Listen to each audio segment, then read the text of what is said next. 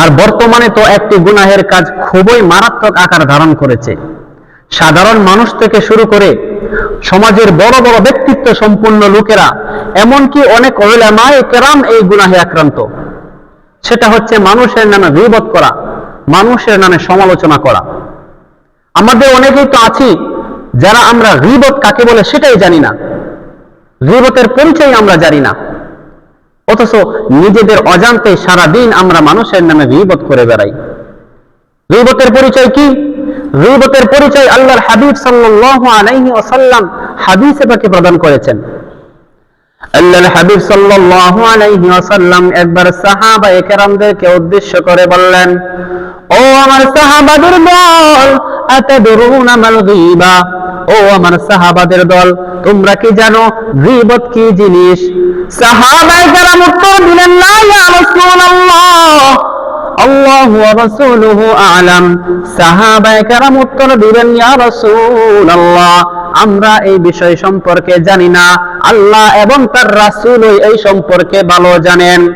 আল্লাহর হাবিব সাল্লাল্লাহু আলাইহি ওয়াসাল্লাম বললেন, যিকরুকা আখাকা বিমা ইয়াকরাহু, গীবত হচ্ছে তুমি তোমার ভাই সম্পর্কে এমন কথা বলা, তুমি তোমার ভাই সম্পর্কে এমন দোষ বর্ণনা করা যেই কথাটা শুনলে সে অপছন্দ করে, যেই কথাটা শুনতে সে মনে কষ্ট পায়।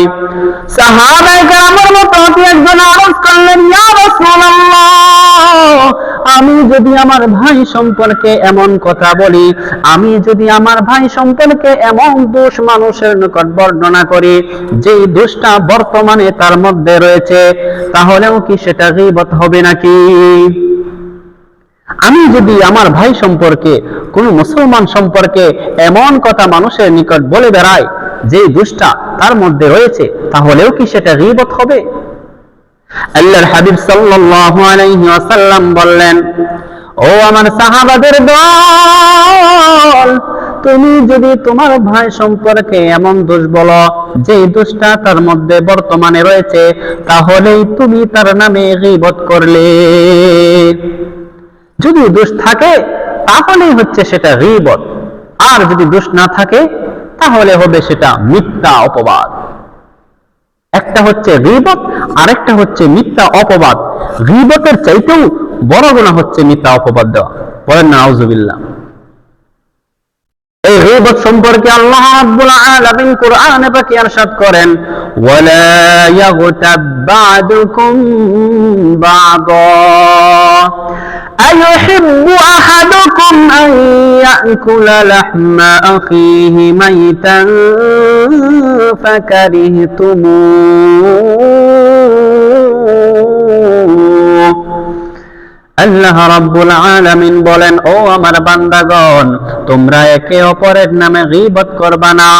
তোমাদের মধ্যে কি কেউ এটা পছন্দ করো যে তুমি তোমার মৃত ভাইয়ের গোশত খাবে? এটা কি কেউ পছন্দ করো নাকি?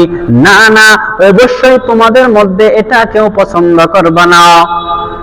এখানে আল্লাহ রাব্বুল আলামিন গীবত করাকে মৃত ভাইয়ের গোশত খাওয়ার সাথে তুলনা করেছেন। অর্থাৎ মৃত ভাইয়ের গোশত খাওয়া যেভাবে মানুষ অপছন্দ করে, ঠিক তেমনি ভাবে গীবতকেও অপছন্দ করতে হবে। এই গীবত কত বড় গুনাহ, কত বড় গুনাহ!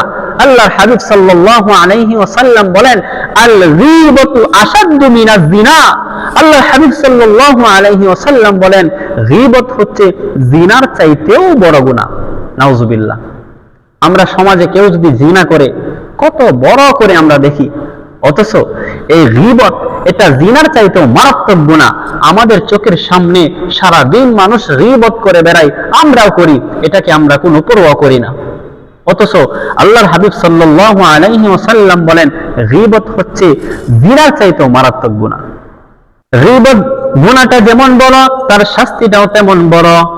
এই গীবতের শাস্তি দুনিয়াতেও দেওয়া হবে, আখিরাতেও দেওয়া হবে।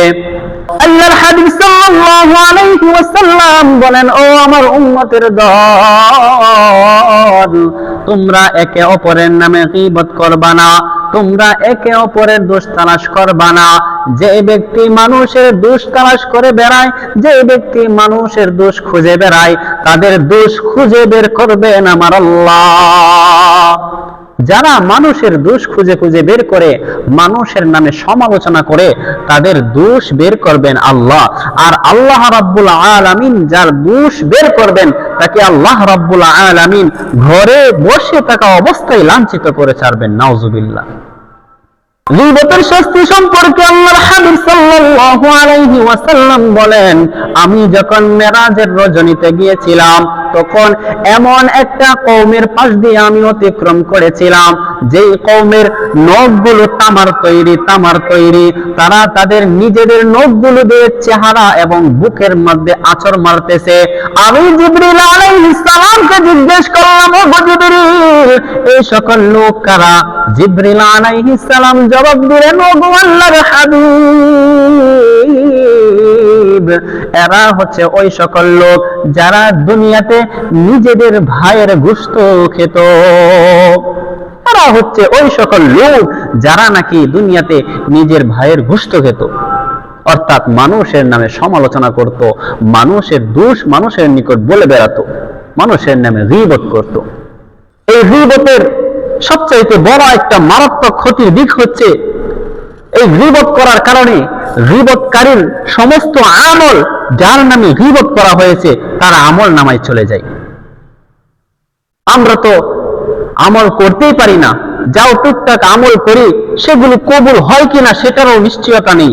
এর মধ্যে যদি আমরা এই গীবত করে নিজেদের আমলটুকু আমরা ফ্রি অন্যকে দিয়ে দিই, এটা কি বোকামির কাজ হবে নাকি বুদ্ধিমানের কাজ হবে? বোকামির কাজ। তাহলে আমরা বোকা নাকি চালাক? এই জন্য গীবত থেকে আমরা বেঁচে থাকবো। গীবত করে কি লাভ? নিজেরই তো লস, সময় নষ্ট, মানুষের নিকট অপমানিত হতে হয়, আরো